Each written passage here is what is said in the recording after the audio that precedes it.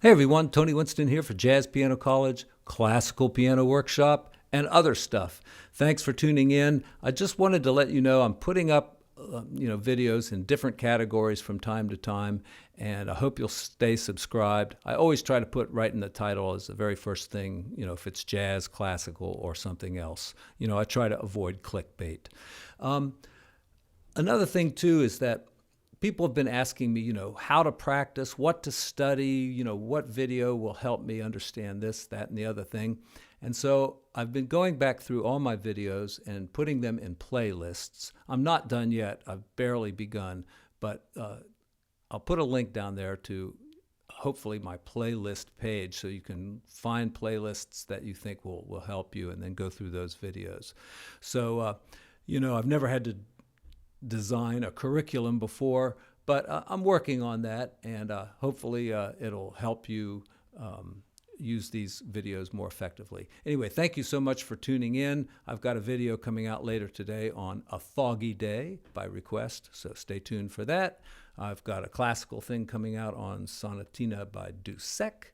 And I've got some other things that have nothing to do with music that I'll be putting out too. But please stay subscribed and just tune into the ones that look interesting to you. Thanks so much. See you again soon.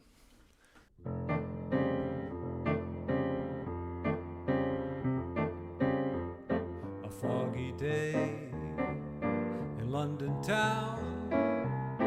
It had me low. It also had me down.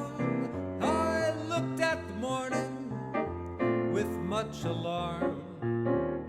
The British Museum had lost its charm. How long, I wondered, could this thing last if the age of miracles hadn't passed? When suddenly I saw you right there, and in foggy London town the sun was shining everywhere.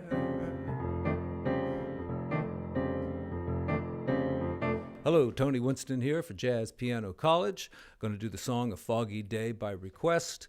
Going to go through simple things first, and then we're going to get to more complicated stuff later on. Going to go through just the chords, simple chords, mostly with the left hand, and then we'll maybe do a few open voicings. We'll take it into another key for a girl singer, and whatever else might come up. So let's take a look at it. Of course, I didn't even know who wrote this song, but it's George Gershwin. I always like to do a little bit of research before I do these videos, and I learned a thing or two listening to, I listened to George Benson, his very first album, which is a great album, by the way. He does it, and I also listened to Judy Garland sing it in the key of B flat and learned a thing or two there also. So in the original, and I'm going to put the melody up here just so we can look at the chords more clearly down here. Goes there to an E flat minor 6. This is the original out of the Gershwin book. And I also have the real book here in front of me and looking at the chords there. Now, you could take this E flat minor 6th and think of it as A flat dominant 7th. And so let's try A flat dominant 7th. Going to G minor 7th. I think it sounds better because, you're going a half step from A flat to G minor, and I think that's smoother voice leading. So this works okay. You probably do something with it. You could use them both. Now, in the real book, it's going like this. So these changes have been slightly reharmonized to, make it flow a little bit more in the jazz style. So A minor 7 flat 5. All right, we simply take an A minor 7th chord and flat the 5. Then there's a quick D7, and the melody is playing the flat 9, so you don't have to try to do it like that or anything. You got the flat 9 right there. And then here's a G minor 7th and a C 7th. Now I inverted that C7. Usually when you're doing a 2-5-1 like this, G minor 7 to C7 to F, major 7 or major 6th. You usually want the 2 chord to be in root position. The 5 chord can be, you know, an inversion, because there's C7. Just take the bottom 2 notes and put them up here. And then the 1 chord back in root position. Now, it doesn't always have to be that way, but it'll make the harmony sound stronger if most of the 2-5-1s are done that way, rather than, say, doing a G minor as an inversion, and then C7 in root position, and then F6 in an inversion. You know, that doesn't sound quite as strong as doing it in root position like this. Okay. On to the second line. Now we've got this D minor 7 flat 5, and I just changed it to a D dominant 7th with something. I guess that would be a sharp 11. And you could also put the sharp 9 in there. Gives you a pretty funky sounding chord. All right, and see, I'm using some open voicings now.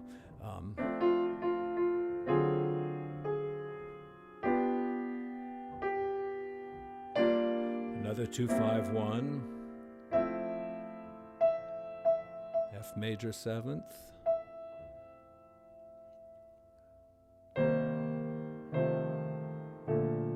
Now, here I'm going to go against what I just said.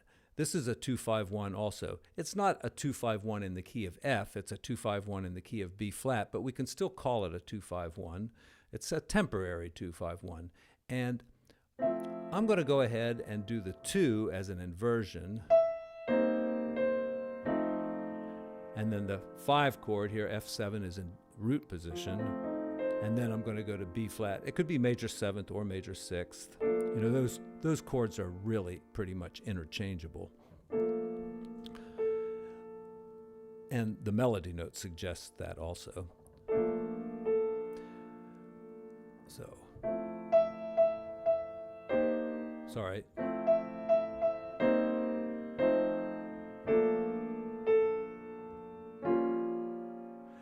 And that just gives me smoother voice leading to get back to our F major 7th on the 4th line. And here's another 2-5-1. You know, we've talked about, well, we haven't talked about it in this video, but we've talked about major 2-5-1s, which end on a major key. We've talked about minor 2-5-1s, which end on a minor chord. Here's one that ends on a dominant chord.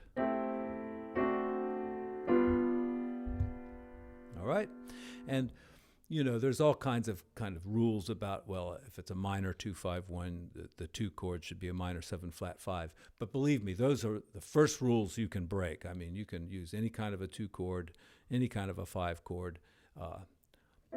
You know, just some of them will sound better than others. But right here, we're going to go the A minor like this, the D7 like this. And by the way, if you just move like a half step here, you get this little diminished chord which functions as a D7. But let's keep it simple. And then right on to our G7 chord, and then that turns into a minor chord, and here's a real 2-5-1 in the key of F. Then we're on to the second part of the song. Now, that A flat minor 7th there in the real book, you know, you should basically do it the same way you did it up in the first line, however you decided to do it. And I would say that A flat minor 7th is a pretty bad choice right there. Sound better this way. See, that was E flat minor 6th or A flat 7th. You know, you can think of it either way.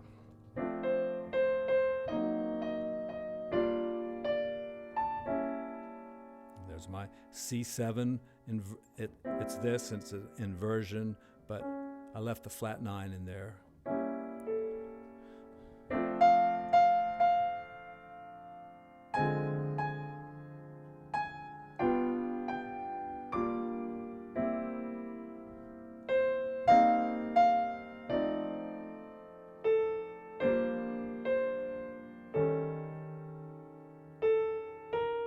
Now, Here's where the form is a little bit different than a lot of jazz standards, which are in 32 bar form. We've got a couple of extra bars here, kind of a little tag.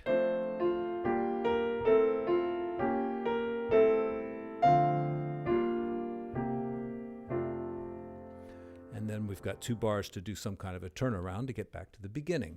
And a good turnaround would be just what I did there at the very beginning, which was I got from George Benson, which is just using a rootless voicing of F dominant 7th with a 13, and then just moving it down. I don't understand the theory there, but it just sounds good, and that's probably all he was thinking. Yeah, it's in the original George Gershwin. There on the last line, we've got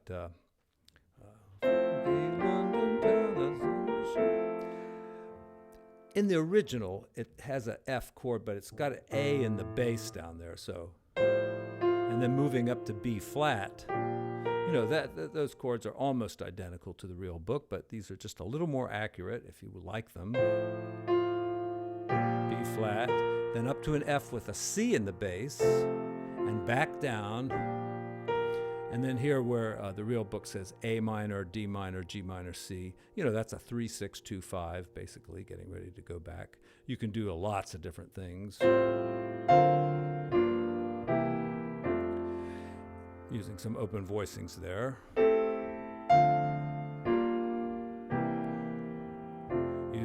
Everything in root position there.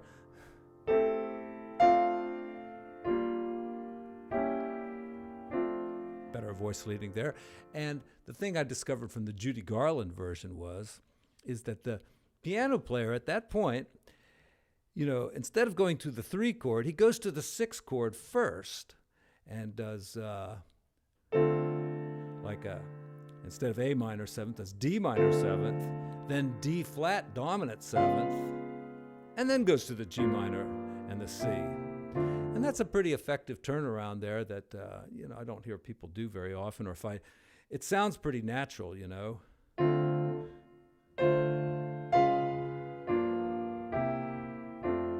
And I guess you could analyze that as, you know, this D flat is like a tritone substitution for the G 7th. But there is no G7th. I don't know. It just works. You know, it's like a 2-5-1 that's not quite right. You know, thinking of the A minor to D7. Well, you go D minor 7 to G7, then G minor 7. And instead of G7, D flat. Then G minor 7. All right, let's do some open voicings here, and I'll talk just a very little bit while I'm playing.